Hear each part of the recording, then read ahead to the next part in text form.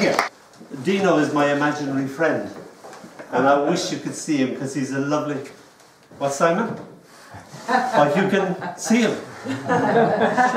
What side is he on, Simon? I know what you're going to say, he's behind me. Nah, not falling for that man. God almighty. Dino, I thought you told me this was an imaginary audience. They're not really there, you know. No, that's too much reality that I can bear. Dino, tag team poetry. You have to go and get them. Go on, do something for God's sake. Go on.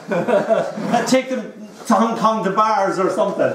Hong Kong, bing bong, boho, noho, line platform, roaring eye, see you later, roaring down the escalator, ya, ye, Sam, say, karaoke cabaret, off to boo, get you, onto rice, very nice, desire bar, too far, way to rock or MTR, flex, flux, boo, bent, life is short, let's seize the moment, Humphrey Street, Wally Mac, Calfoot Road, Black Cat, Shandong, See-Do, where to next? Up to you.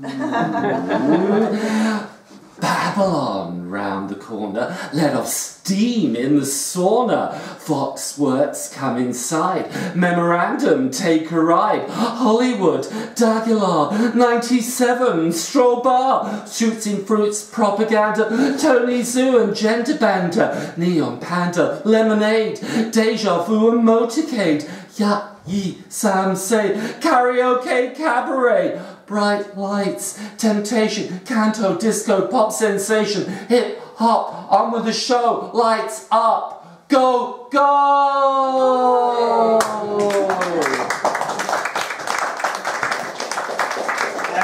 Dino is the James Brown of poetry, and when he goes off, I have to put his cape on him and lead him from the stage. And then when he gets there, he just throws it off and goes back again. Then I've got to lead him off the stage. Sit down. Sit. Stay. And that little red thingamybobs I was giving out to you earlier on gives you a link to the video. We made a music video. Who's that? The picture of the... That's Disco Bunny. Oh, that's Disco Bunny over there. Yes, yes,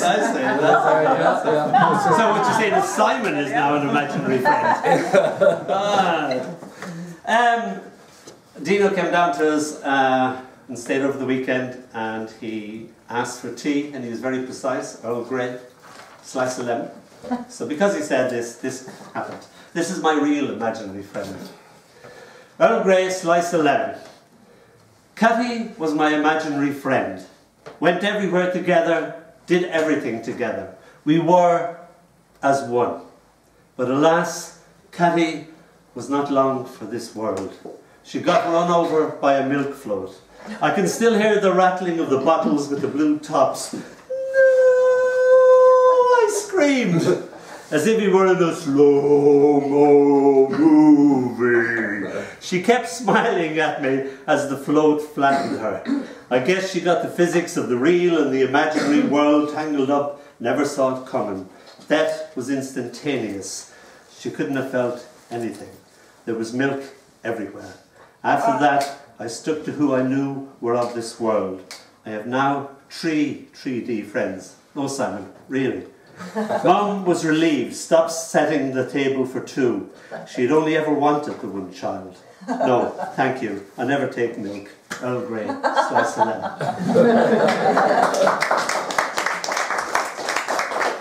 It's so lovely to not really be here. It gives you so much freedom. What he's trying to say is that he's here, but he's not all there. So. Now, Dónall and I, we come, as Lisa said in the introduction, we sort of come from different backgrounds. As we're Londoners, we all do. And the poem I'm going to read you now is called Total Immersion, and it's about my experience of being baptised in Athens. And some of you may know that for Orthodox baptism, you go right under the water. And this is my experience about being baptised in Athens, but also about being baptised in Greek culture, so it's total immersion. Pulled from school, we set sail to Ostend. 3 days and nights a continent rolls by, Brussels, Munich, Belgrade.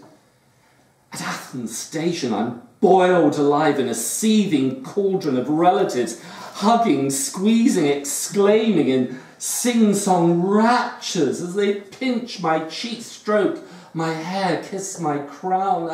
Agapi mo, Chrisomo, Gardiamo. We drive off like film stars in Grandad's limousine. He shows me how to split tiny pumpkin seeds between my teeth, easier to crack than the words between us. At pavement cafes, he watches me scoff hot, flaky cheese pies, honey puffs in silver bowls, flicking his worry beads as he listens to the music of my Anglo flow. He tells my mother he's never met a boy who talks so much, asks if he can borrow me, send me to college, learn the language. In the marble font made for dunking babies, I stand 6 years tall, knee-high in holy water, looking down at rapturous upturned faces, tan, skinny boy in white underpants. A bearded priest crams me down. I buckle, full fetal, underwater, holding breath. Surface, 'twas slathering of olive oil. It streams down my face, the golden mask of Agamemnon. Taste of sunshine, soil, Mum's lettuce salads. Embraced in a wide cotton sheet, dried and led 3 times around the font, holding Grandad's soft, warm hand, priests droning, bells clanging, hearts crossed, orthodox, up, down, right, left, in blue shorts, white cotton shirt, featherlight shoes. I walk out, crucifix flashing in the dissolving blaze of the sun-beaten square. Constantinos, king, emperor, saint, sharing Grandad's holy name.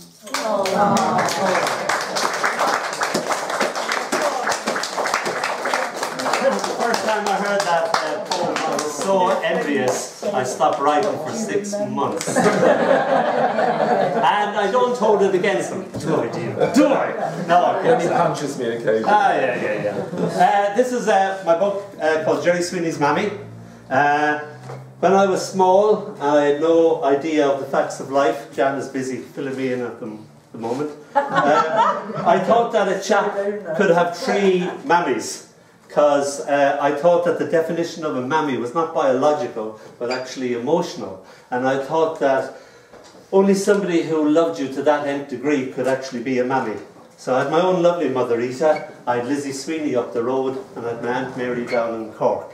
But if you go by that emotional definition of a mammy, my daddy was one of the best mammies as well too. So, this is called Jerry Sweeney's Mammy. Mrs. Sweeney, get this, I couldn't understand this, was Jerry Sweeney's mammy.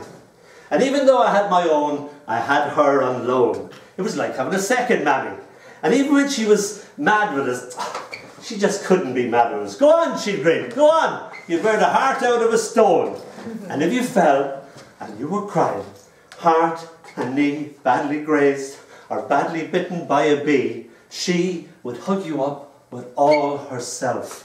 Fill you up with so much love, it would last for years. For years.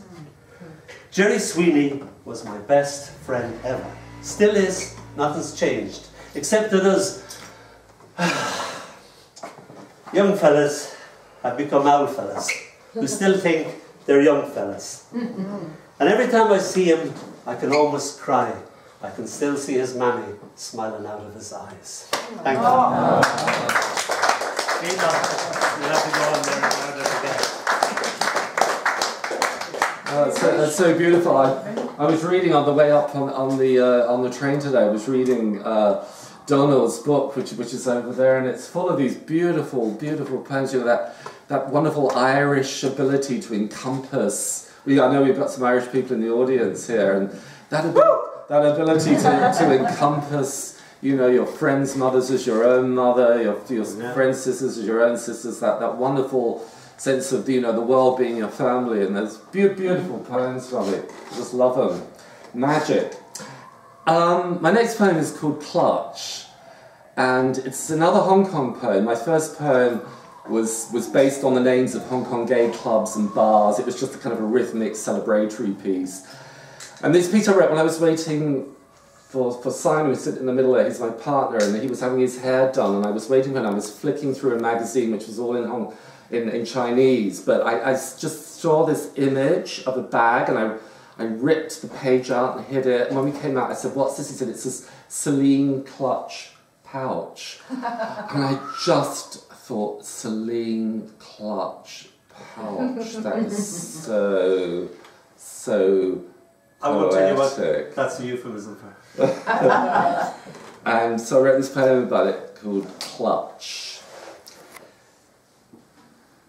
Desire, want, need, Celine clutch pouch, lambskin touch, summer love clutch, street heat, Malpal, cool pool, hibiscus, saffron, basic blue clutch.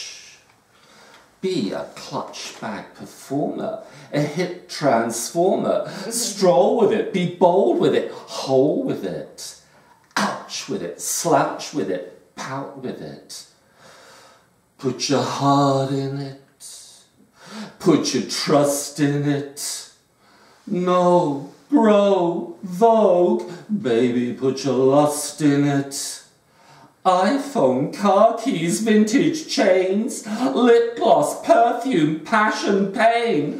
Friend it, like it, tweet it, babe. Clutch, clutch, clutch. Straw.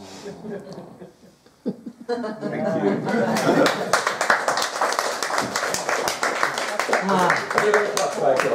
No.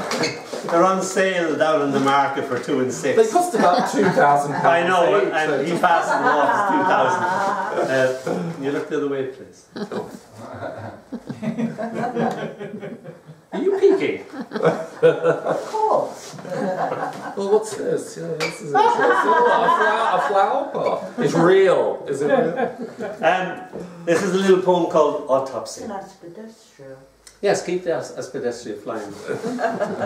And all will be well. This is called Autopsy. You made the opening incision with almost clinical precision. Took the heart out. Found it wanting. Took the top off the head. Removed the mind. What exactly was it you expected to find? I looked at you with sad eyes that said it wouldn't have hurt half as much if you'd only waited till I was dead.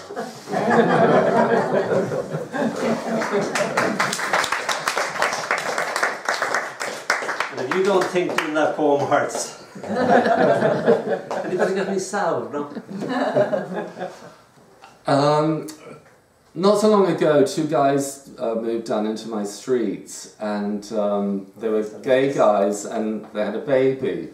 And it's so wonderful for me to see, as a gay man, to see now that gay couples can have children in so many different ways and be great parents together. And so I've written this poem for them. They've never heard me read it. I've told them that I've written about them. But you're hearing it for them. It's called 2 Men with Beards and a Baby. They've just moved in. 2 men with beards and a baby. Side by side behind the pram. 2 men with beards and a baby. One leans forward, adjusts the blanket. 2 men with beards and a baby. A neighbour on the corner shouts nasty things. 2 men with beards and a baby does his head in. He stutters out abuse in staccato rage. He's got Tourette's, they say, blurting out what others think but seldom say. They shrug, walk on. 2 men with beards and a baby, pushing the little one before them, the heart they share.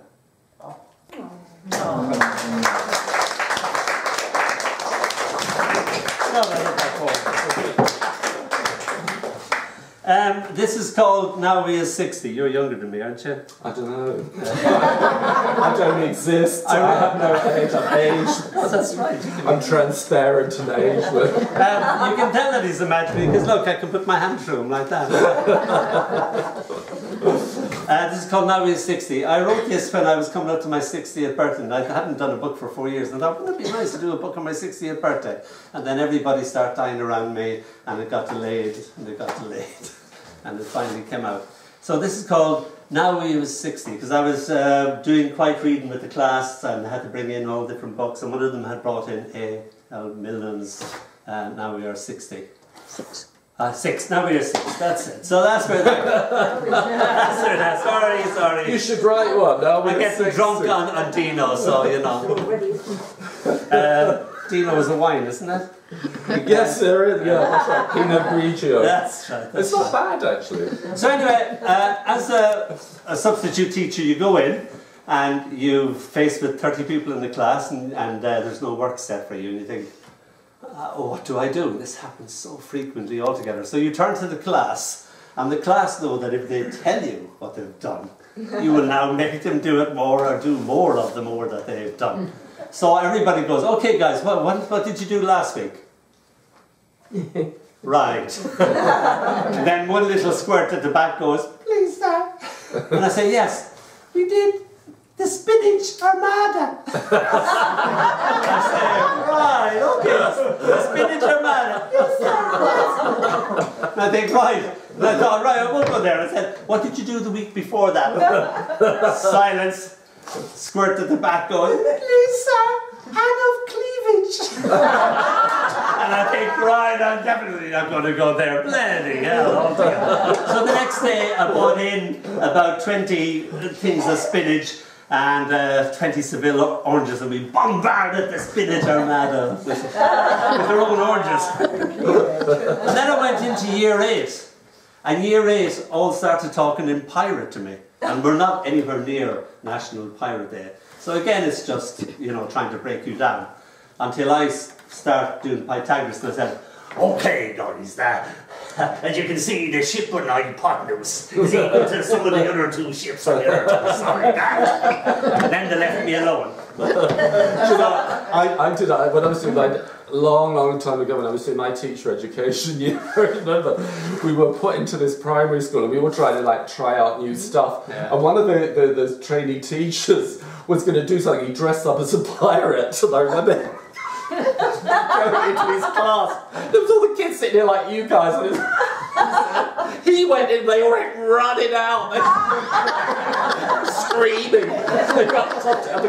We were trying these things, but I remember I didn't do so well myself. I thought I'd do a thing on comparative religion. You know, I'd read you that poem about being baptised in Greece. So I did think, I thought, I'll introduce them to, you know, different facets of Christianity. I'll do Greek Orthodoxy, I'll bring some, you know, some incense in. So I put some incense in, I lit it, and 2 of the girls fainted. Do not do this at home, children. These brilliant teaching ideas. When I teach, I'm sitting down now, but I teach like this. Okay, guys, blah, blah, blah. I move around all the time, and I never stop, and I'm always on the go. So this is called Now We Are 60. A year 8 child inquires how old I be. I be just 60. He gasps, my God, you're you're very active for 60. 60 for him is a distant planet in a galaxy far, far from here. Yea, another dimension. I smile my 60-year-old smile, perfected by now. I am starlight that will only reach him when he himself is 60, if he ever remembers what he has long ago forgotten. Okay, when I stop, that means you start, yeah? Yeah, you get the general idea, yeah? I know I don't exist, I'm not here. But yeah. I'm just making Dino up as we go along. This is me being solo, but... I know these poems are so weird. Did you write it? What's this one? Well, he takes my hair, and then he takes my brain, you know.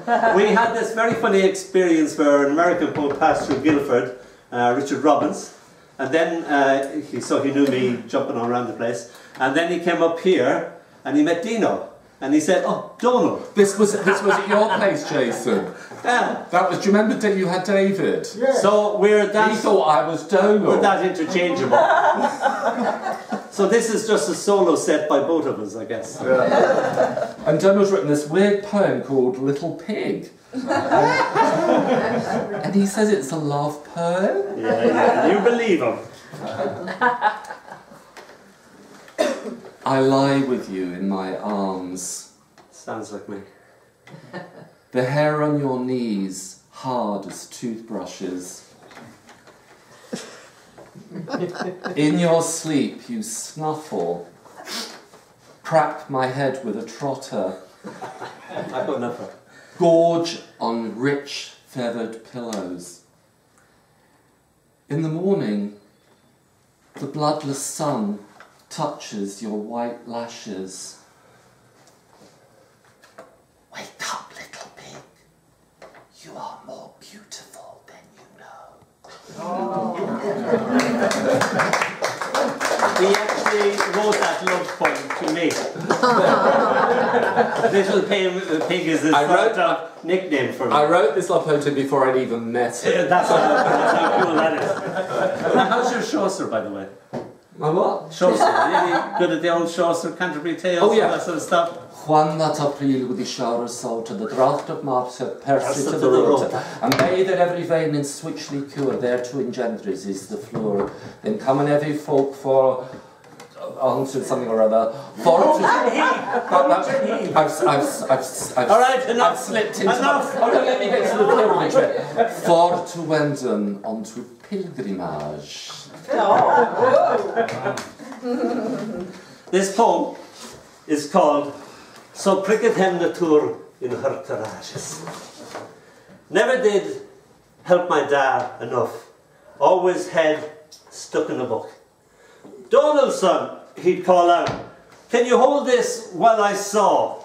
Ah, da, I'd wail, me lost in Chaucer and his tale. And so the saw saws, but all I see is, yo, the miller was a chap of 16 stone, a great big fellow, big and brown and bone. He did well out of it, he could go, I win the ram at any wrestling show. Say what? Hey. The saw cuts through the afternoon, pauses, then Chaucer's on again. He did well out of it, for he could go and win the ram at any wrestling show. Oh, don't get me what? Don't get me what? Don't get me wrong. I adored the aesthetic beauty of sawdust floating in a universe of its own, suspended in sunlight and shadows. The smell of pine kidnapping my mind. The green dance of the bubble in a spirit level. Didn't have time for all that hammering and sawing. I was a boy on a mission, ever since our teacher sighing, oh, I don't know why I teach you scruff, Chaucer. You'll never read the book. But by the weekend, furious at the rebuff, I had. My poor old dad only getting begrudging help. Juan that April, the words falling like gentle rain upon my mind. With his surest sota, the drocht of March, words, oh sweet words, had passed to the rota. My mind bathed every vine in switch liqueur, the bubble in the spirit level, poised perfectly poised, of which for two, on genre is the floor. That's all for the moment. We shall be back.